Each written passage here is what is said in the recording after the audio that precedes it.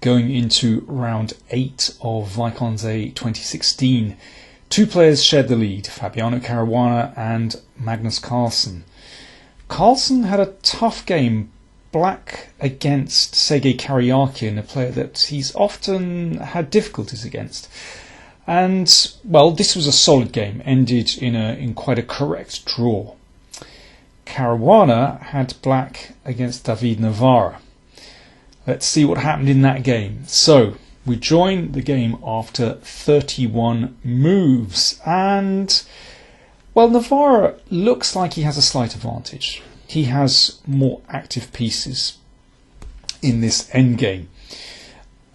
But there are very few pawns on the board, 4 against 4, and, well, yeah, I mean, this is odds on a draw. But let's see what happened. First of all, black needs to defend against the threat of rook takes b6. So, well, already this is a tricky decision. I mean, you don't want to play so passively with rook b8. That certainly doesn't look right. What about b5? Perhaps not bad, but it does put the pawn on the same colour as the bishop, and later on that pawn could be vulnerable to attack with white's bishop, or maybe from the king. So instead of that, Caruana chose to play rook f6. Now, exchanging rooks will certainly lead to a draw, but Navara kept more tension in the position. Rook d7. And that's slightly problematic to defend, actually. Caruana played king h6, and you can see now one of the big differences between the two sides is that black's king is really just so badly placed at the side of the board, whereas white's king threatens to centralize and ultimately support perhaps these pawns in advancing up the board. Here it looks to me as though black should try to exchange pawns with f4. I think if the pawn comes to g4, then black's king later on is going to have a route in to attack white's pawns. So I think white will have to trade. And, okay, the rook comes back to f6, but I think this has definitely helped black's defence. But Caruana played rook d6. Then c4. This looks very nice for white to just protect that bishop in the centre of the board.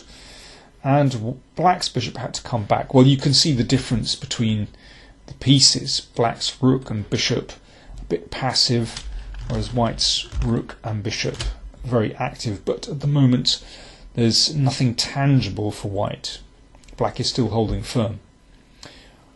Rook c8 from Navara. I mean, maybe bishop a4 is a possibility here, but okay, it doesn't change the assessment of the position. White is better. Caruana played bishop d7, and that allowed a pin. So tricky. Rook can't move because of you take the bishop, and the bishop can't obviously move. So, okay, now Caruana wanted to centralise his king, but now it's white's turn to bring his king up the board. Caruana played king f6 here. Another very tricky technical moment. Should black exchange pawns here? That undermines the support for the bishop. Well, the bishop moves away and black trades pawns. There's still an annoying pin on the d file, but trading pawns should ease the defence. I suppose the other point is that now white has a passed pawn, but that might have been a better way for black to play. Instead, Caruana came across with his king. Now white centralised. Okay, these pieces looking really, really powerful now. King came across to push the rook out of the way, but that rook's still really active and hassling the pawns.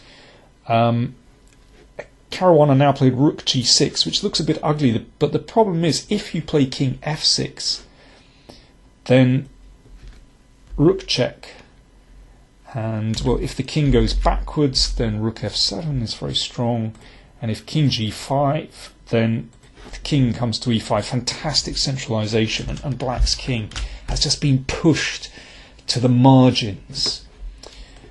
So Caruana played rook g6 defending.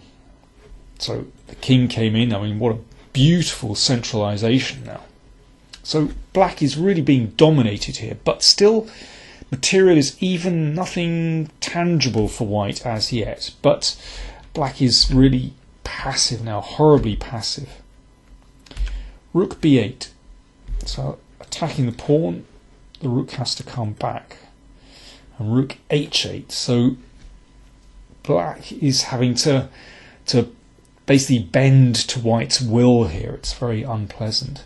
I guess the pawn could come to h6, but then the rook would switch back again, and you could say that white has gained something here because black can't now use the rook to counterattack on the h file.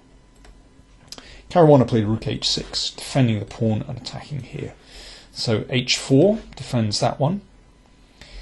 And now, well, if the rook comes across to g6 to attack here, then white breaks through, and then h5. So white still has pressure here.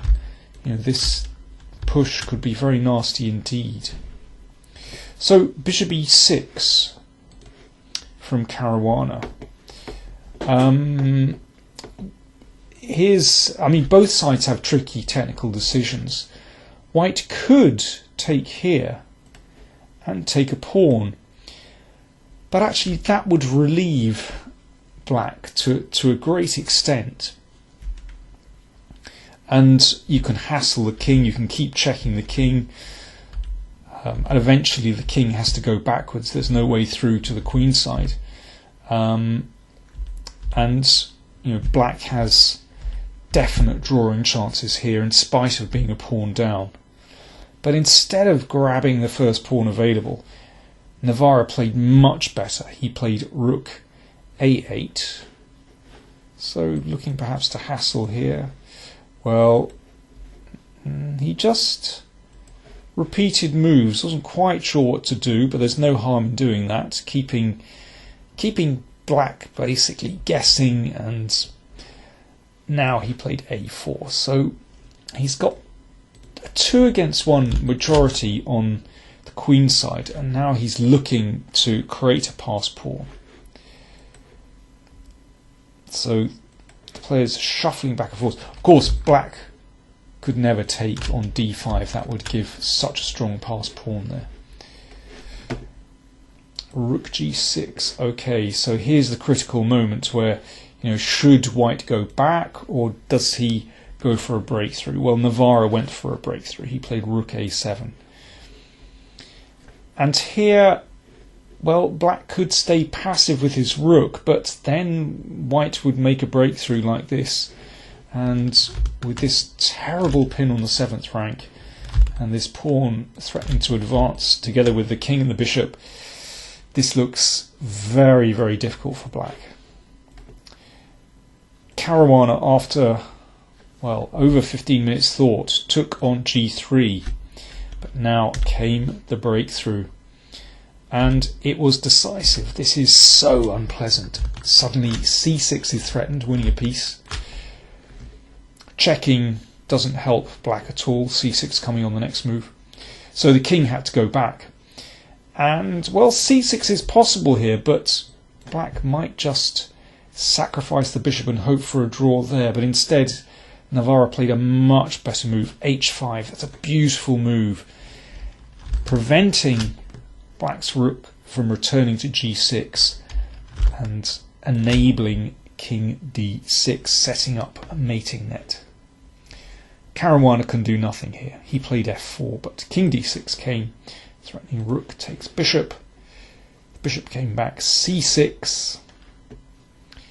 If rook d3, then simply rook takes g7, and it's going to be mate on this side.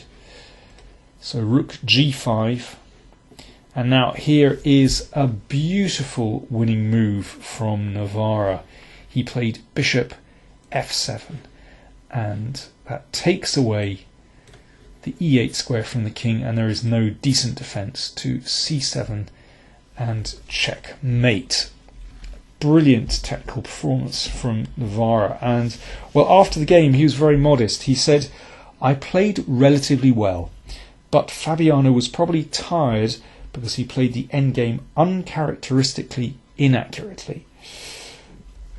Well, he's a very modest guy, David Navara. I mean, you can see, if you want to see a couple of interviews with him, you can find those on the PowerPlayChess YouTube channel, and also analysis of his game against Wojciech from Biel 2015, which was voted the best game of 2015 by ChessBase readers. Do check those out. You can see what an incredible talent David Navara is. So after that game, Carlsen, remember, he drew, so he leads the tournament with 5.5 on his own. Caruana is still second, half a point behind on 5, and then there are 3 players on 4.5. So Geary and Ding. Monday is a free day in Wijk aan Zee, and they next play on Tuesday, round 9.